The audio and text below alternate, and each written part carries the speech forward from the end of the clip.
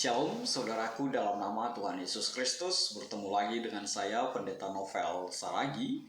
Firman Tuhan yang menyapa kita pada saat ini tertulis di dalam 2 Raja-Raja pasal yang kelima, ayatnya yang pertama sampai ayatnya yang ke-14. Namun sebaiknya kita bersatu dulu di dalam doa. Kita berdoa. Bapa di dalam sorga, terima kasih Tuhan buat hari yang indah, dimensi waktu yang Kau berikan bagi setiap kami. Satu kerinduan kami mau dengar akan firman-Mu. Maka berfirmanlah Engkau Tuhan, sebab kami siap untuk menerima. Amin. Shalom saudaraku, dalam nama Tuhan Yesus Kristus, sahabat terbaik, kekasih hati di dalam kasih Tuhan Yesus Kristus. Seperti yang saya sebut tadi, bahwa firman Tuhan yang menyapa kita pada saat ini tertulis di dalam 2 Raja-Raja pasal yang kelima, ayat yang pertama sampai ayatnya yang ke-14. Begini firman Tuhan. Naaman disembuhkan.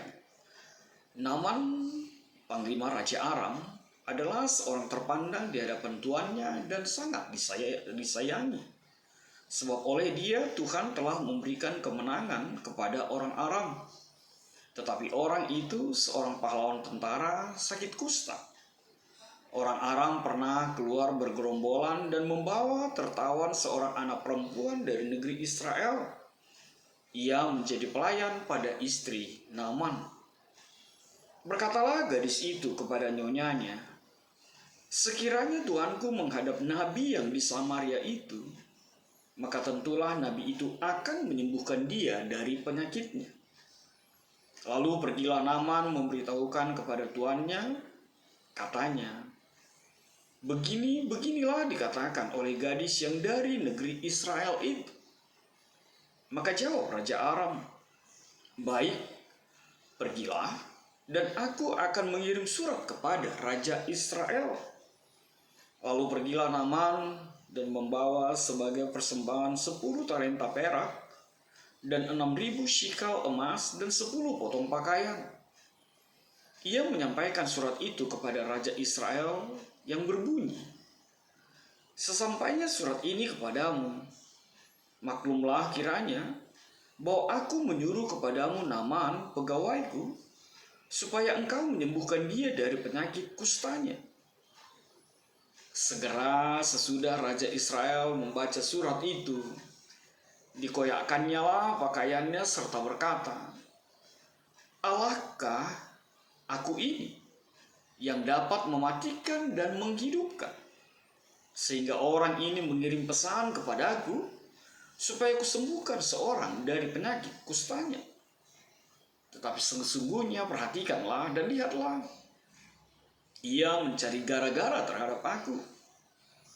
Segera sesudah didengar Elisa, abdi Allah itu, bahwa Raja Israel mengoyakkan pakaiannya, dikirimnyalah pesan kepada raja, bunyinya, "Mengapa engkau mengoyakkan pakaianmu? Biarlah ia datang kepadaku supaya ia tahu bahwa ada seorang nabi di Israel." Kemudian datanglah Naaman dengan kudanya dan keretanya, lalu berhenti di depan pintu rumah Elisa. Elisa menyuruh seorang suruhan kepadanya mengatakan, "Pergilah mandi 7 kali dalam sungai Yordan, maka tubuhmu akan pulih kembali, sehingga engkau menjadi tahir." Tetapi pergilah Naaman dengan gusar sambil berkata, "Aku sangka bahwa setidak-tidaknya ia datang keluar dan berdiri memanggil nama Tuhan Allahnya, lalu menggerak-gerakkan tangannya di atas tempat penyakit itu, dan dengan demikian menyembuhkan penyakit kustaku. Bukankah Abana dan Parpar, sungai-sungai Damsyik, lebih baik dari segala sungai di Israel? Bukankah aku dapat mandi di sana dan menjadi tahir?" Kemudian berpalinglah ia dan pergi dengan panas hati. Tetapi pegawai-pegawainya datang mendekat serta berkata kepadanya, "Bapak, seandainya nabi itu menyuruh perkara yang sukar kepadamu, bukankah Bapa akan melakukannya? Apalagi sekarang ia hanya berkata kepadamu, mandilah, dan engkau akan menjadi tahir. Maka turunlah ia membenamkan dirinya 7 kali dalam sungai Yordan, sesuai dengan perkataan abdi Allah itu. Lalu pulihlah tubuhnya kembali seperti tubuh seorang anak, dan ia menjadi tahir. Demikian firman Tuhan. Saudara yang diberkati dalam nama Tuhan Yesus Kristus, sahabat terbaik dalam kasih Tuhan Yesus Kristus, mendengar mungkin bagi setiap kita ada yang mengatakan gampang. Tapi jangan salah, ternyata mendengar tidaklah perkara gampang.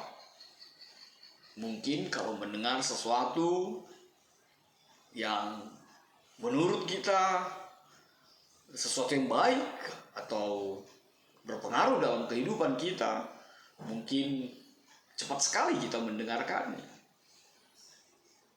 Tapi tentu saja sering juga kita mendengar, tergantung kepada siapa yang bersuara atau siapa yang mengatakan tentang sesuatu itu dalam kehidupan kita.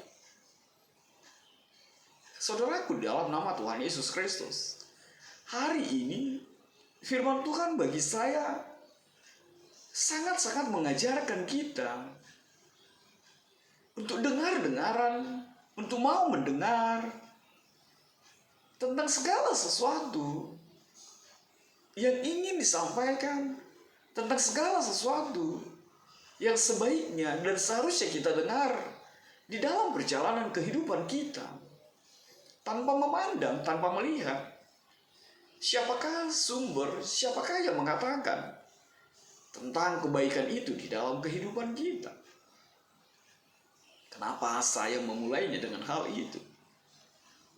Saya secara pribadi agak menggelitik ketika firman Tuhan ini menyapa kita dengan seorang anak-anak, bahkan seorang pelayan yang menyatakan, yang memberikan sebuah pendapat, dan dianya didengar. Padahal dia hanya seorang budak, padahal dia hanya seorang babu barangkali, kasarnya, atau seorang pembantu, pengurupi di tengah-tengah keluarga raja. Tapi lihatlah sekali lagi, istri raja itu permaisuri tentunya mendengarkan apa yang dikatakan oleh anak gadis, anak kecil itu, gadis itu. Bahkan semakin aneh, semakin menggelitik, tidak lain adalah ketika raja itu pun mau mendengarkan, menerima, bahkan memberikan perintah. Itu luar biasa sekali menurut saya. Coba kita mengingat bagaimana ketika ada sebuah solusi, justru yang memberikan solusi itu adalah seorang pembantu, atau mungkin seorang gadis atau anak kecil. Ayo, jujur, maukah kita mendengarkannya? Atau kita mungkin menepisnya? Ah, sudahlah, apa yang kau tahu? Anak kecil masih kau tahu, udah tidur-tidur sana, mengganggu saja kerjamu.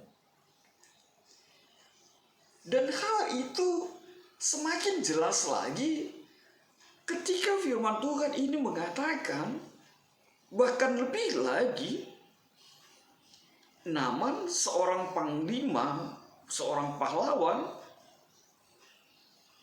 ketika dia mengalami sakit kusta itu, saya mau mengupas tentang mendengar tadi, tidak lain adalah ketika disebutkan, datanglah pegawainya. Dikatakan dalam firman Tuhan ini, datanglah, ayat 13, tetapi pegawai-pegawainya datang mendekat serta berkata kepadanya. Pegawai-pegawainya. Artinya apa? strata atau tingkatan yang jauh di bawahnya. Bahkan sekali lagi Naaman panglima pahlawan itu mendengarkan apa yang dikatakan oleh pegawai-pegawainya itu. Makanya saya tertarik sekali mau membicarakan atau mengungkapkan itu pertama sekali dalam perikop ini. Walau saya tahu menurut setiap kita pasti banyak hal yang mau dipetik dalam kisah ini. Tapi sekali lagi itu hal yang luar biasa. Terlebih bagi setiap kita yang tidak mau mendengar atau yang tidak mampu untuk mendengar. Ketika petua, ketika nasihat itu bersumber dari orang yang mungkin kita anggap di bawah nalar kita, di bawah strata kita, di bawah kedudukan kita, di bawah posisi kita. Dan itu menjadi pesan terindah. Salah satunya melalui perikop ini. Lalu kita berlanjut ke dalam situasi ini. Dikatakan, diceritakan, seorang pahlawan, seorang panglima Raja Aram bernama Naaman itu sedang sakit kusta. Dan hal yang berikut yang mau saya nyatakan melalui firman Tuhan ini tidak lain adalah ada seorang raja yang begitu care, bahkan mampu untuk melihat kesusahan yang dialami oleh anggotanya. Ini tipikal seorang pimpinan yang begitu luar biasa. Dia peduli dengan bawahannya, dia mau tahu dengan kehidupan bawahannya seutuhnya. Raja itu sah-sah saja mau mengatakan, apalagi penyakit kusta pada saat itu adalah sesuatu penyakit yang memalukan, bahkan dianggap itu adalah kutukan, itu bagian dari kemarahan Tuhan. Bisa saja dia, ya sudah Naaman, kamu selesai saja, saya ganti panglima yang baru, pahlawan yang baru nanti. Tapi lihatlah seorang raja itu justru begitu care, begitu peduli dengan panglimanya. Mendengar petunjuk, mendengar solusi yang diberikan seorang gadis itu, pembantu itu, lalu dia bertindak. Membuat surat, kata Belece, dan Naaman membawanya ke tanah Israel. Dan lihatlah respon yang dialami. Hal yang berikut yang bisa kita lihat. Ketika Raja Israel membaca surat itu, dikoyakkannya lah pakaiannya, serta berkata, Allahkah aku ini yang dapat mematikan bla bla bla bla bla bla, sampai kepada pikirannya yang susah, sampai-sampai dia berpikir negatif, bahkan dengan dia mengatakan, tetapi sesungguhnya lah, perhatikanlah dan lihatlah, ia mencari gara-gara terhadap aku. Ternyata memang Raja Israel juga tidak mampu menangkap pesan itu. Bahkan dia berpikir negatif, bahwa Raja Aram itu mencari persoalan, mencari permusuhan baginya. Dan itu sering sekali terjadi ketika orang tersinggung, ketika bahkan raja tersinggung dengan situasi yang terjadi dalam kehidupannya. Saudaraku dalam nama Tuhan Yesus Kristus, lalu kita melihat hal yang luar biasa. Dikatakan di ayat yang ke-8 itu, segera sesudah didengar Elisa abdi Allah itu bahwa Raja Israel mengoyakkan pakaiannya, dikirimnya pesan kepada raja bunyinya. Saya mau sampai di situ saja karena saya mau menggarisbawahi segera sesudah didengar Elisa. Lagi-lagi bicara tentang mendengar. Dan lihatlah lebih lagi kepedulian seorang Elisa, seorang abdi Allah, seorang nabi itu. Dia mendengar rajanya kesusahan. Dia mendengar ada orang yang sedang membutuhkan pertolongan. Dia mendengar bahwa ada yang membutuhkan sesuatu di dalam kehidupan ini. Dan itu bisa dilakukan oleh seorang Elisa. Dia tidak tinggal diam. Saudaraku, dalam nama Tuhan Yesus Kristus, bukankah itu menjadi bagian pesan yang terindah juga bagi kita? Melalui perikop kita ini, ketika firman Tuhan dengan tema kepercayaan yang menyelamatkan. Elisa mengajar kita bahwa ketika engkau mendengar ada orang yang kesusahan, ada orang yang membutuhkan pertolonganmu, dan engkau bisa untuk memberikan pertolongan itu, reaktiflah, responsiflah. Jangan tunggu hari esok. Jangan tunggu nanti. Jangan harus jual mahal. Atau jangan seperti bahasa yang suka keluar dari mulut kita. Dia aja nggak ngomong. Dia aja begini. Dia nggak datang sama aku. Dia nggak bilang apa-apa. Lihatlah, Nabi itu hanya mendengar kesusahan itu. Hanya mendengar keluhan itu. Lalu dia mengatakan, suruhlah dia datang kemari. Biarlah ia datang kepadaku. Dan hal yang luar biasa dipertegas oleh seorang Elisa agar dia tahu bahwa ada seorang nabi di Israel. Ini penting sekali. Makanya kalau saya punya Alkitab ini, saya akan memboldnya, mencetak tebalnya, dan stabilonya, mewarnainya. Sebab itu adalah penegasan yang luar biasa. Sebab itu proclaim statement yang luar biasa yang mau dinyatakan oleh Elisa. Dengan mengatakan supaya dia tahu bahwa ada seorang nabi di Israel. Artinya apa? Elisa mau mengatakan bahwa suara kebenaran itu, bahwa kehadiran Allah itu, bahwa perpanjangan Tuhan itu, perpanjangan tangannya ada di tanah Israel, ada di tengah-tengah bangsa Israel. Dan itu menjadi kuat seorang Elisa mempertegas itu. Lalu benar, datanglah Naaman dengan pegawainya yang seperti saya sebut tadi. Lalu Elisa menyuruh seorang suruhan kepadanya mengatakan, pergilah mandi 7 kali dalam sungai Yordan, maka tubuhmu akan pulih kembali. Dan selanjutnya pergilah mandi ke sungai Yordan. 7 kali dalam sungai Yordan. Lalu apa reaksi dari seorang Naaman? Dia jengkel, dia gusar, bahkan dia mengatakan, aku sangka bahwa setidak-tidaknya bla bla bla bla bla bla. Memang hal-hal seperti itulah yang suka membuat kita membatasi karya Allah terjadi dalam kehidupan kita.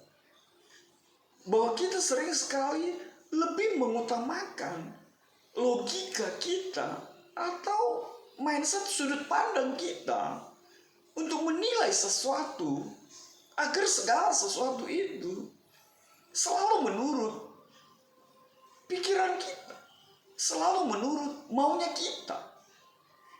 Lihatlah apa yang dikatakan oleh Naaman. Ya harusnya dia datang dong, dia keluar dong, lalu begini, lalu begini, lalu begini. Bahkan lebih lagi, Naaman memperbandingkan. Kalau hanya mandi, kalau hanya membenamkan diri di sungai, bukankah Abana dan Parpar, sungai-sungai di Damsyik, jauh lebih baik dari segala sungai di Israel? Lagi-lagi lagi-lagi Naaman mengandalkan logikanya, mengandalkan matanya, dengan memperbandingkan sungai di Damsyik lebih baik dari sungai di Israel. Matanya dia pergunakan, logikanya dia pergunakan. Padahal seperti apa yang Tuhan katakan, seperti apa firman Tuhan. Tuhan akan berkarya bahkan melampaui apa yang pernah engkau pikirkan, apa yang pernah engkau impikan. Melampaui hal itu, Tuhan akan nyatakan di dalam kehidupanmu. Dan akhirnya Naaman jengkel, bahkan disebutkan dia panas hati. Memang ya begitulah. Ketika sesuatu tidak seperti apa yang kita pikirkan, pastilah kita marah, pastilah kita tidak nyaman, pastilah kita tidak tenang. Bahkan jangan-jangan Naaman juga berpikir gak ada dihargai si Elisa itu dikit pun aku. Panglima lah aku datang jauh-jauh. Ternyata dia hanya menyuruh suruhannya. Tapi lihatlah, seperti saya sebut juga di awal tadi, pegawai-pegawainya datang. Bapak, Tuan, bos, masih seperti itu disuruh engkau lakukan. Itu kan hal gampang.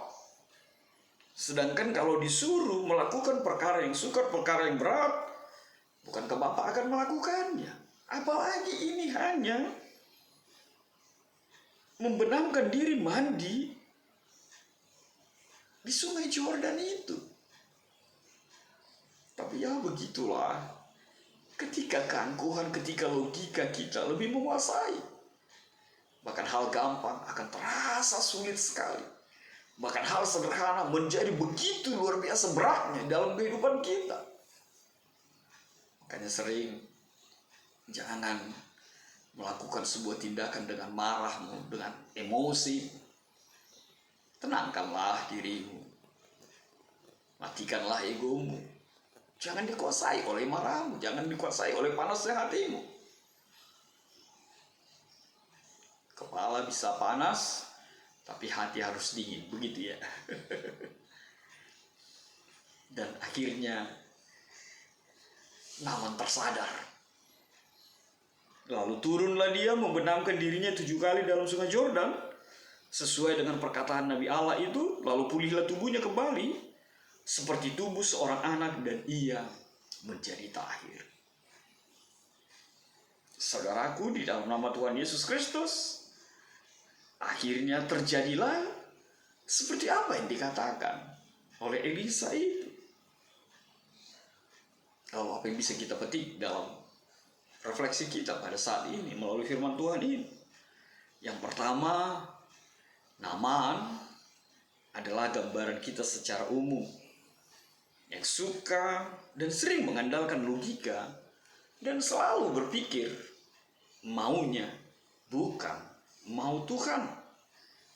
Padahal apa yang tidak pernah kita pikir, apa yang tidak pernah kita lihat, itu Tuhan sediakan bagi kita melampaui segala sesuatu yang kita rancangkan.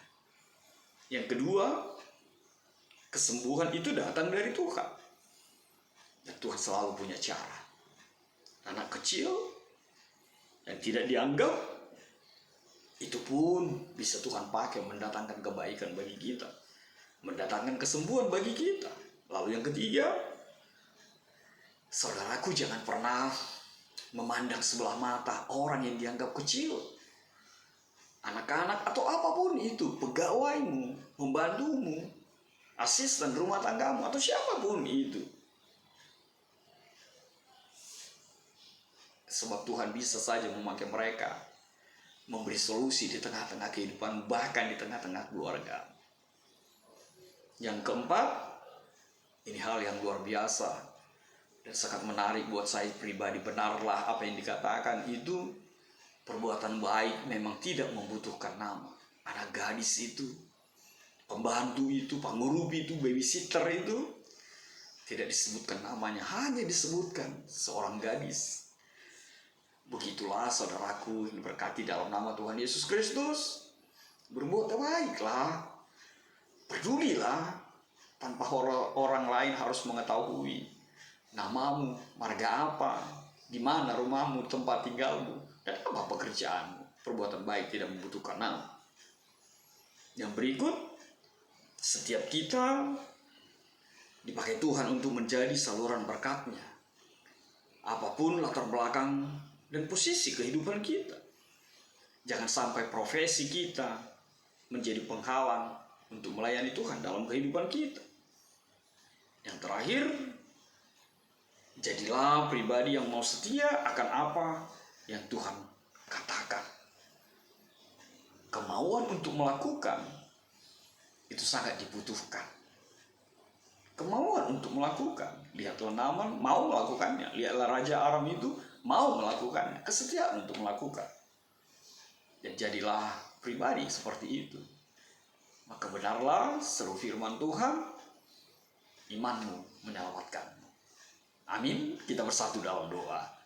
Bapa di dalam sorga, terima kasih Tuhan buat kebenaran firman-Mu. Biarlah firman-Mu menjadi kuat setiap kami.